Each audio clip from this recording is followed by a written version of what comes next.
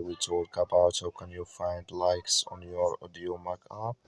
We go to figure out the solution on how you can do that on your Audiomack app.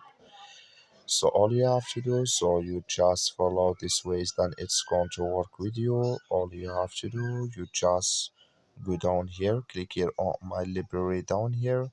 We just click here on my library, it's going to take you to this list here, so you just follow this ways, then it's going to work with you. Just click here on likes. When you just click on it, it's going to take you to this list here. Then here you will find all likes you have for songs and albums. Then here playlists. So like you see here, I have no likes here, but if you have it, you will find it in this list on your Audiomack app. That's all you have to do. I wish you all get it. Thank you for watching. Don't forget to support us by liking and subscribe.